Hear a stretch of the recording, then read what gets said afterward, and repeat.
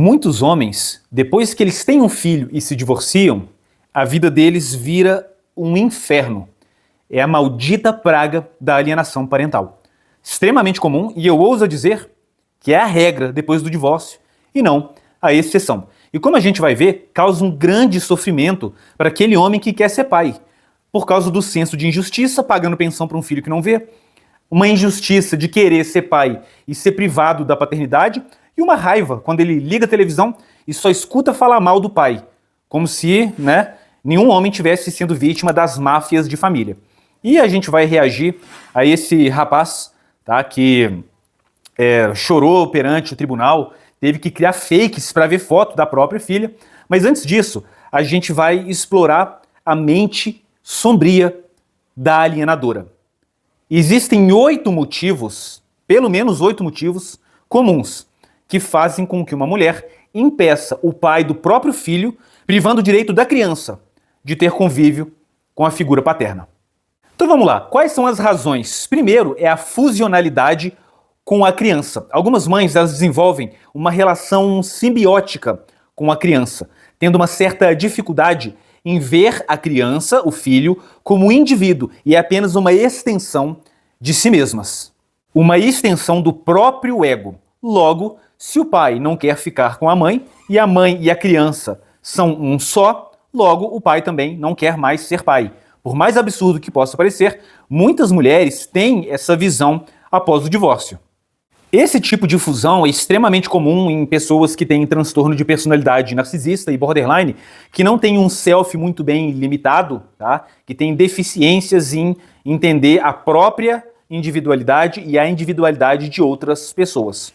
Uma outra razão é o ciúme patológico, o medo de que a criança vá gostar mais do outro genitor, gerando inseguranças. E muitas vezes isso é motivado por pensamentos obsessivos de controle, motivados por uma autoestima em frangalhos, que pode ter relação com problemas que a mãe teve na infância. Então, a criança gostar do pai é uma ameaça aos olhos da alienadora a esse vínculo que ela considera essencial para viver, porque muitas mães dependentes emocionais se escoram no filho e usam o filho de muleta, porque elas não têm uma maturidade e uma estabilidade emocional que as permita navegar pelas dificuldades da vida sem ter que necessariamente estar escorado em um outro ser humano. O terceiro é um dos mais comuns e vincula novamente com transtornos de personalidade, que é o medo de abandono. Mães com histórias de abandono, abuso, negligência na infância, elas tendem a projetar seus medos no relacionamento entre o filho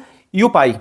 E esse medo de abandono acaba sendo a força motriz por trás de diversos comportamentos alienantes. Tá? O transtorno borderline e alienação parental andam de mãos dadas.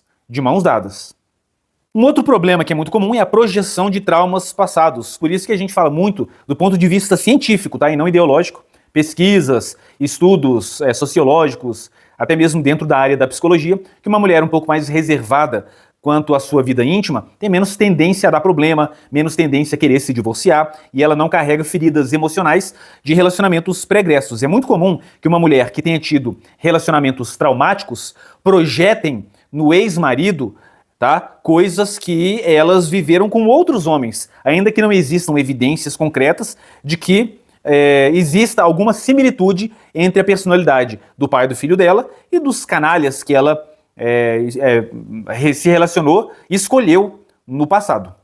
Um outro fator importante também, que tem relação com a alienação parental, são conflitos não resolvidos da mãe da criança com o pai dela. Tá?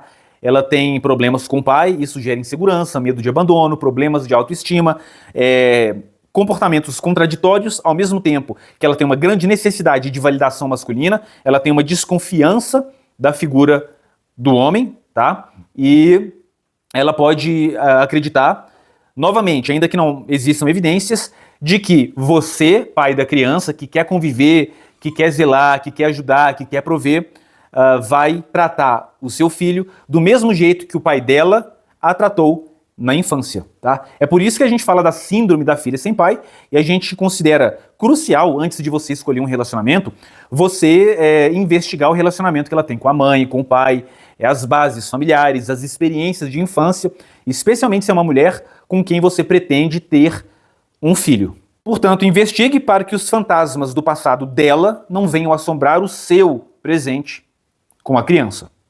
Uma outra causa comum, né, que não é segredo para ninguém, é a vingança e o ressentimento. Ela se sente abandonada, ela acredita, né, às vezes por problemas de personalidade, ela tem um senso de merecimento indevido e ela acredita que se você desistiu de ficar com ela, logo você não é digno, você não é merecedor de ter contato com a criança. Aí a criança vira moeda de troca, né, para chantagem, para vingança, para atingir o homem emocionalmente e muitas vezes esse processo de vingança, ele é realmente concretizado quando o pai arruma uma nova companheira e não no término propriamente dito. E por que isso acontece? Porque quando existe apenas o término, muitas mulheres continuam nutrindo lá no seu âmago a esperança de que elas poderiam reconciliar com o pai da criança, tá? Ainda que vocês não estejam juntos. Quando você inicia um outro relacionamento, meio que cai a ficha, é um chá de realidade que ela toma, que o relacionamento realmente acabou e que é definitivo. E é dali em diante que muitos e muitos homens relatam que o inferno na vida deles começa, né? Então uma sugestão que eu te dou, se você vive numa cidade grande, por exemplo, evite ficar postando a sua nova companheira, se você ainda está no mercado de relacionamentos, nas suas redes sociais, porque isso pode atrapalhar severamente o seu contato com o seu filho e acabar descambando para problemas mais sérios na vara de família e até na vara criminal, tá? Então aquele que vive a sua vida calado, especialmente um pai divorciado, ele tem muito menos chance de ter problema. Pega essa dica que você não vai se arrepender.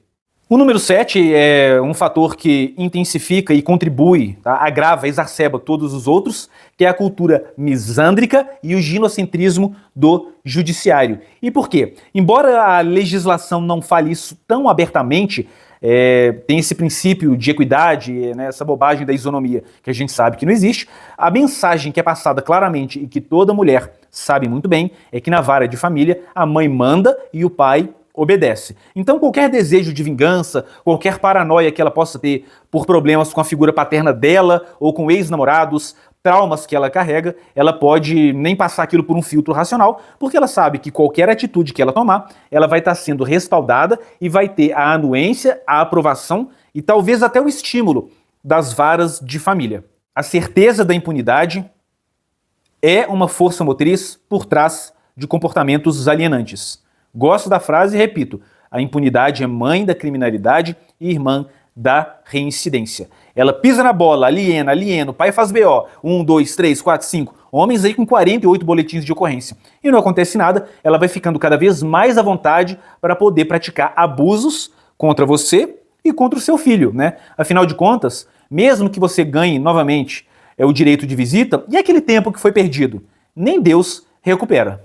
Número 8 é a influência da mídia e da cultura popular. A mídia tem um papel central, tá? Central nesse tipo de comportamento, porque ela coloca o homem como vilão, o homem como opressor, o pai como abusador, né? Pegam minorias ignorando as falsas denúncias e incutem na cabeça, né? Essas mídias mainstream vão incutir na cabeça da mulher de que deixar o filho com o pai pode ser um risco grave para a própria criança, numa espécie de histeria coletiva, e na verdade não é proteção, né? É uma agressão ao psicológico, afinal de contas, as pesquisas são inequívocas. A presença paterna é essencial até mesmo na formação de estruturas cerebrais e no desenvolvimento da empatia, na segurança, preditor de resultados acadêmicos. Então não é a proteção. A mídia planta a semente da paranoia na cabeça das mulheres e, crendo falsamente que elas estão protegendo, elas estão violando direitos fundamentais, inalienáveis, né, e agredindo a formação psicológica da própria prole. Eu sei que vai ser aquele velho discurso misândrico de que os pais não querem ver o filho, de que eles querem ver de 15 em 15 dias, de que a merreca da pensão é sempre o mesmo blá blá blá. E agora eu vou mostrar para vocês um vídeo, tá? Que eu acho que qualquer pessoa honesta vai olhar o semblante desse homem e vai entender os impactos na mente masculina, o sofrimento gerado contra um pai que está sendo vítima do abuso psicológico, que é a alienação parental. Bora dar uma olhada?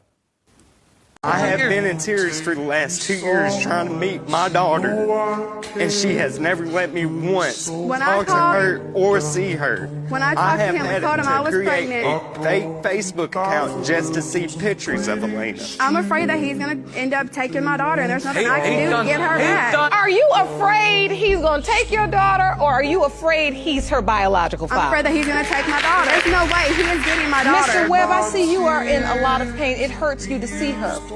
Yes, Your Honor. When it comes to 2-year-old Elena, biological father is Mr.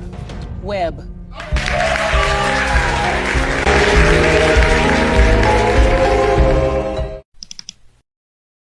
Bom, pessoal, eu deixei o vídeo pro final. Vocês viram, né, que o medo dela era que o pai fosse roubar a criança, a ponto do cara ter que criar contas fake no Facebook para poder ver virtualmente a filha dele. Então vocês podem ver que a teoria que eu coloquei aqui para vocês, calcada, respaldada, alicerçada nos estudos de psicologia e na experiência, não anedótica, mas de milhares de homens no Brasil e além, se confirmam com esse relato aqui do final. E você, já foi vítima de alienação parental? Caso você não queira falar aqui nos comentários, diga pelo menos que já, para que as pessoas tenham ciência de que isso não é um caso isolado. Não tenha medo de se manifestar. Você não quer se expor? Tudo bem. Mas fala assim, já fui vítima. Para que as pessoas entendam que é uma epidemia. É uma epidemia. E que precisa ser urgentemente combatida.